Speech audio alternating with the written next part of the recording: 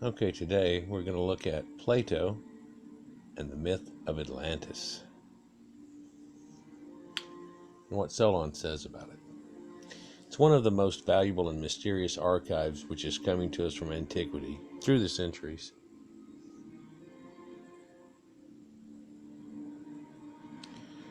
By the book of Critias, Plato describes the dialogue between Socrates and Critias. There's a specific part of the book where Critias describes Solon's visitation in Egypt at 600 BC and his meeting with Egyptian priests of the time that were Egyptians, not Greeks. Here there is this spectacular part. Critias, however, listen to me, O Socrates, according to a strange tale which is, although certainly true, as Solon declared, that there were ancient, great, and marvelous actions of the Athenians, which have passed into oblivion through time and the destruction of the human race, and one in particular, which was the greatest of them all.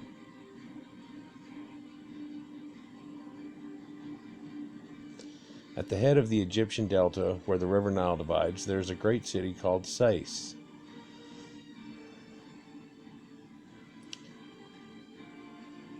And the citizens have a deity who is their foundress. She is called in the Egyptian tongue Neith, which is asserted by them to be the same who the Greeks call Athena. And the Greeks' god and goddesses are from everywhere. Now the citizens of this city are great lovers of the Athenians and say that they are in some way related to them. Thither came Solon, who was accepted by them with great honor, and he asked the priests, who were most skillful in such matters, about antiquity, and made the discovery that neither he nor any of the Greek knew anything worth mentioning about olden times or times of old. One of the priests, who was of very great age, said, Solon, Solon, you Greeks, our Hellenes, are but children, and there isn't any more such an old man between you and Greece. Solon, hearing this, said, What do you mean? Not understanding. The priest, after many explanations, said, and I'll give you some of those explanations shortly, As for those genealogies of yours which you have recounted to us, the Greek tales, Solon, they are no better than the tales of children, for in the first place, you remember one deluge only, where there were many of them, and in the next place, you do not know that there dwelt in your land the fairest and noblest race of men which ever lived. The Egyptians are saying this, of whom you and your whole city are but a seed or a remnant, the Atlanteans. And this was unknown to you, because for many generations the survivors of that destruction died and made no sign. For there was a time so long before that great deluge of all, when the city which now is Athens was first in war, and was preeminent for the excellence of her laws, and is said to have performed the noblest of deeds, and to have had the fairest constitution of any which tradition tells under the face of heaven. Solon marveled at this, and earnestly requested the priest to inform him exactly and in order about these former citizens. You are welcome to hear about them, Solon, said the priest. Both for your own sake and for that of the city, and, above all, for the sake of the goddess who is the common patron and protector and educator of both our cities. So it's like Isis, but Athena. She founded your city 1,000 years before ours, receiving from the earth and Hephaestus the seed of your race. 1,000 years before the Egyptians, they're saying this. And then she founded ours, the constitution of which is set down in our sacred registers as 8,000 years old. Many great and wonderful deeds are recorded of your state in our histories, in the Egyptian histories that are now lost. But one of them exceeds all the rest in greatness and in valor. For these histories tell of a mighty power which was aggression wantonly against the whole of Europe and Asia, and to which your city put an end, like the Sargon tale. This power came forth out of the Atlantic Ocean, the sea people, for in those days the Atlantic was navigable. And there was an island situated in front of the straits, which you call the Pillars of Hercules, which is where Europe meets Asia, and you see Lake Moeris there. The island was larger than Libya and Asia put together and was the way to other islands. And from the islands you might pass through the whole of the opposite continent which surrounded the true ocean.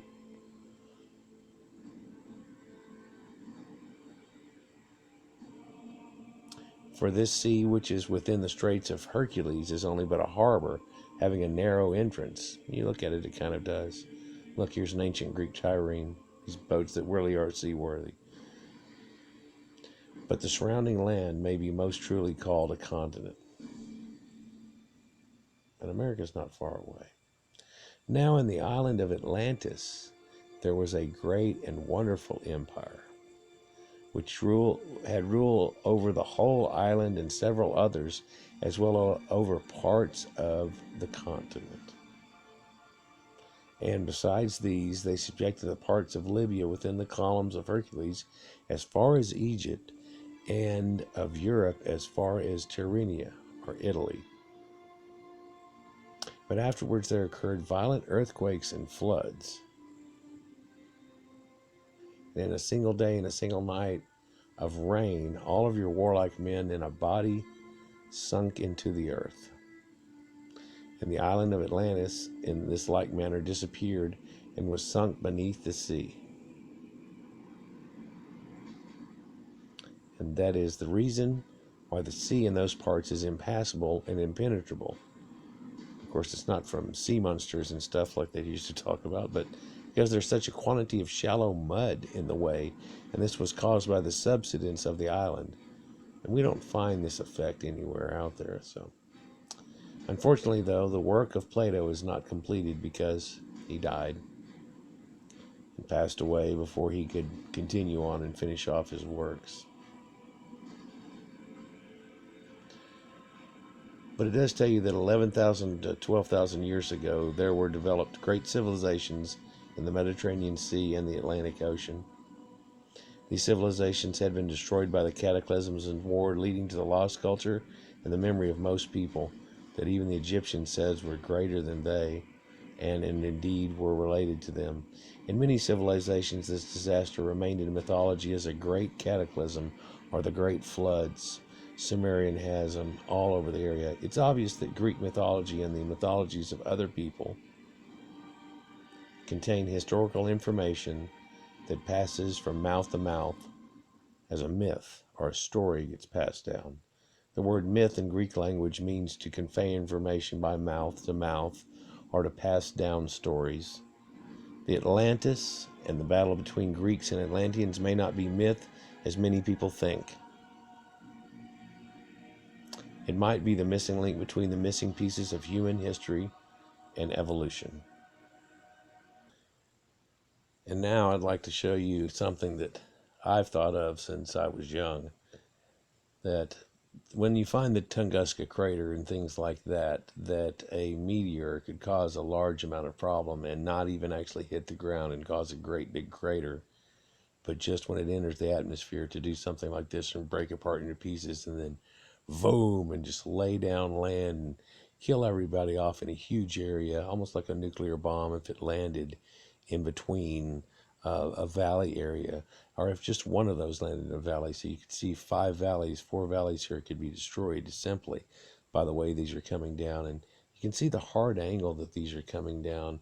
And the ancient Sumerian stories of the planet of the crossing that came, it seems like it was much more flattened and parallel coming across, going straight through from, it seems like an India area from the east to the west, and it came straight across them. And then afterwards, there was a great cataclysm.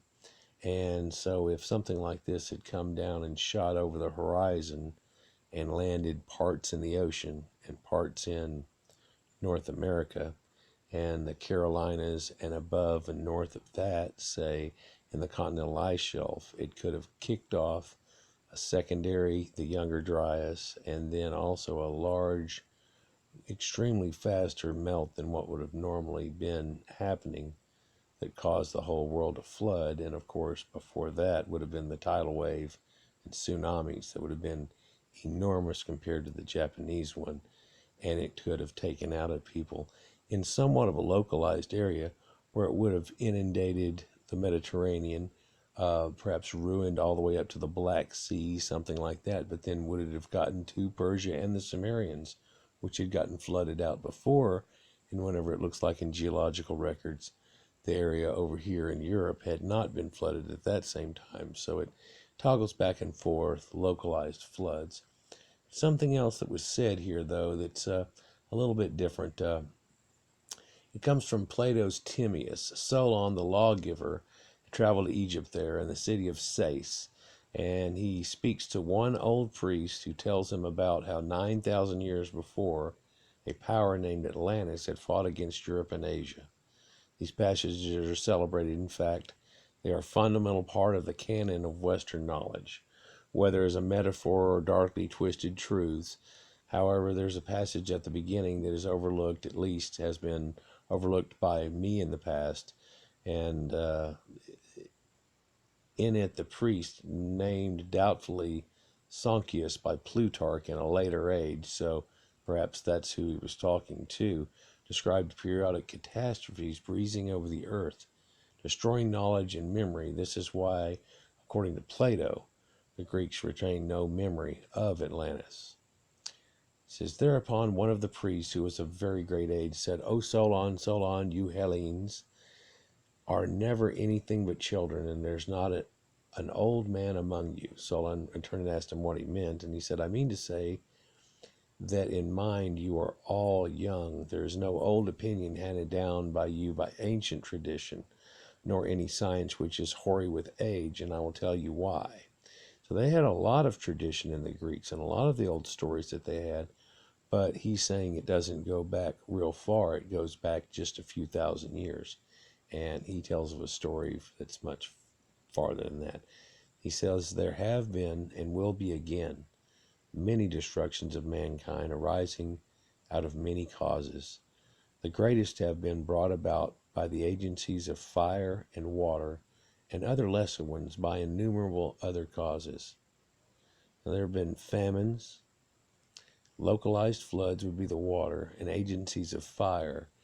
That whole area, by the way, at one time was covered with giant cedar forests that once the area started to become a wasteland, started to die and go away, and everybody was utilizing them so much for things. And then it could be that some of these forests caught on fire, maybe even from a lightning strike or a volcanic eruption, like both of these stories have been told. And it burnt down most of the forest, which led quickly, like the Dust Bowl, Oklahoma situation, to a problem that they've never recovered from, and might be able to be somewhat recovered from if you were to periodically through there put up more vegetation and life, and you might have it spread actually. The problem is there's no rainfall in that area at all, and conspicuously, even in that map that we just saw, it showed you Lake Moeris, which is totally gone, of North Africa. It's at the top of the Sahara, right behind the mountains that are the Atlas Mountains. And indeed, Atlantis means feminine, so it would be daughter of Atlantis, or the woman of Atlas. And those are the Atlas Mountains that they've always known about. Again, as I've said many times in my videos, the Greek and Roman gods weren't gods of right locally at Greek and Rome. They were the gods of everybody, who in general are all primordial people who have become famed for what they did. and deified as such.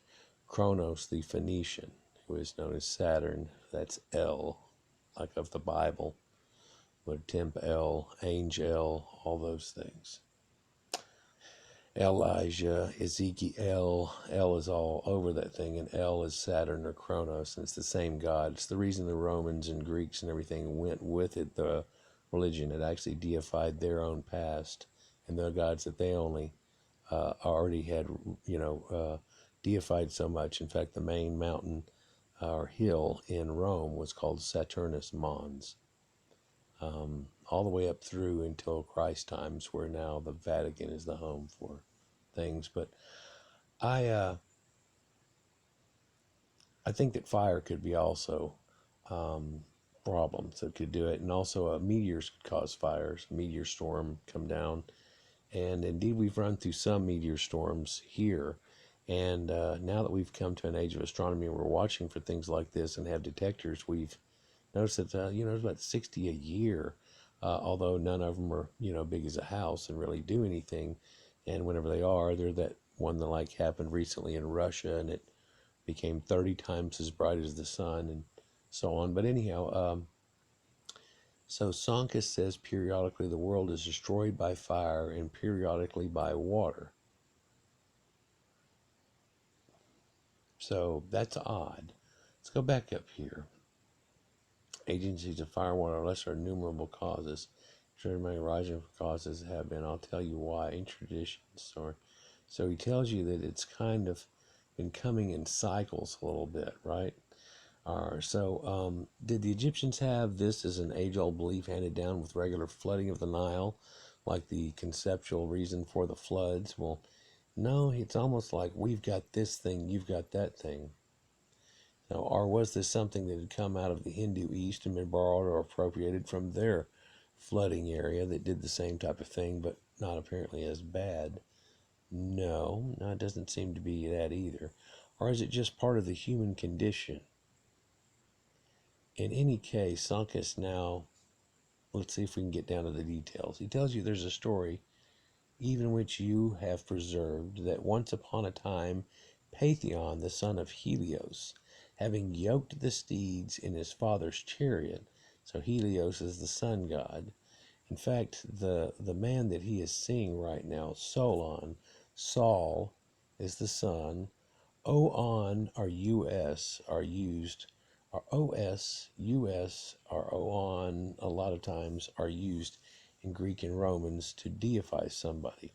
So you see I-S and O-on, so you see Cronus, which would really be Kron, or Zeus, which is Zeus, or, Perseus, all these guys, that have these names that go with that. So once upon a time, Pathon, the son of Helios, having yoked the steeds in his father's chariot because he was not able to drive them in the path of his father, burned up all that was upon earth and was himself destroyed by a thunderbolt. Now, that's weird. It's an odd reference to a myth of Phaeton, or Phaethon, Faith on, who accidentally burns the world. Zeus has to kill him with a thunderbolt to stop the damage to Middle Earth, which is really, that's what we're talking about, is the middle area of Earth here. And it was also the inspiration for Middle Earth. But that's for a whole nother video that I've done before, and I'm going to revisit and put a thing together because there's been a few more. When I watched the movie again with that thought and totally in mind, and I caught a few more things that I haven't seen other people talk about, but we'll go from there. However, Sanchez, after patronizing Solon a little by calling the Greeks, youngsters who don't remember, continues instead with a non-mythical interpretation coming. But so he tells you in the dialogue agree that their respective cities were both founded by Athena, scrambling for common origins. So the Athens people were from Athena, and Athena is the same goddess as like Ninharsag or Inanna, which is really supposed to be Diana, and strange how it all correlates as being the same gods. Whenever I was a kid, I tried to figure out if they were the same gods or not, and some of it just laid down right in front of you. So he tells you now this has the form of a myth, but really signifies a declination of the bodies moving in the heavens around the earth, and a great conflagration of the things upon the earth, which reoccurs after long intervals. At such times, those who live upon the mountains and in dry and lofty places are more liable to destruction than those who dwell by rivers or by the seashore. And from this calamity, the Nile, who is our never failing Savior, delivers and preserves us. When, on the other hand, the gods purge the earth with a deluge of water, the survivors in your country, Greek, are herdsmen and shepherds who dwell on the mountains, but those who, like you, live in cities are carried by the rivers into the sea. Whereas in this land, neither then nor at any other time does the water come down from above on the fields, having always a tendency to come up from below, for which reason the traditions preserved here are the most ancient. And so what happens to the Nile is because upriver, way upriver, the winter melt comes out and the slight rainy season comes. And so what they really notice is just their river starts to get more active, and then all of a sudden it just floods out. And then it goes back to normal. And this is whenever they use it to plant. And of course, the water table there is not too far below the soil, so it keeps things in a constant, somewhat watered state whenever they're in certain areas, and that's what they use, like the Sea of Reeds. And so they don't remember whenever it used to rain all the time there and how it would flood out a lot more than this, which had happened during their own existence. They have recorded not 9,000 years ago of time, but in just 3,500 years they had where it would totally flood out even around the pyramids, all the way around it. And Lake Moeris became overflooded a few times. Anyhow, this is all part of Sankas's explanation as to why the Athenians know less than the Egyptians about their own history. But pedal back and look at that particular phrase, a declination that we had. Now, if we look back at it, a declination of the bodies moving in the heavens around the earth, and a great conflagration of the things upon the earth, which recurs after long intervals. Now, for somebody to notice long intervals, it would take at least two and really three of these long apart events that are on normal static intervals that someone would notice a pattern in for it to accrue, and they're over long times. So that gives a hint to us how far back this knowledge might go, and then finally have come together where they go, well, it happened this long ago and this long ago and this long ago. Hey, I bet it's going to happen again about boom. So anyhow, but for it to happen in intervals over and over again too, someone must have probably had to study this. Now, we don't have any validation in a lot of these old histories that maybe he even went down there and visited the people, or is it just conjecture? Some of the stuff Herodotus has said, they said, it is just outright conjecture. I mean, he says the semen of different colored people is different colors. And that's just not even true at all. So it's, there are things that were passed down as hearsay and knowledge that they went with that aren't necessarily true, although he is telling you what he knows to be truth and fact. The truth and fact about Atlantis being gone and Atlantis area could be from something very much like this, where a meteor strike had come down. And let's try to look at one more picture just on the way out. So when we're looking at what might be the reason for all the mammoths and things to have gone away and everything to have changed and rapidly changed all over the continents, could be from a comet exploding or hitting. And what you really can't see in this photo is the background of this photo. The little craters that you see, especially over on the left-hand side around and below the comet, are the craters that are all over the Carolinas and all over the eastern seaboard of the Americas and up in the central and some up into Canada. Let's take a look at that.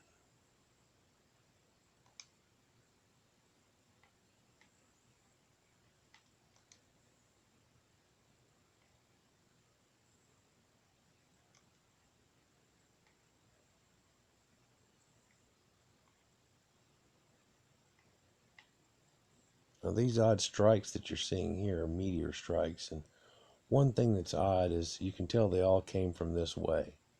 They're all going on this path because they left oblong strikes to them. Now I want you to think about it. You see all the craters on the moon and everywhere.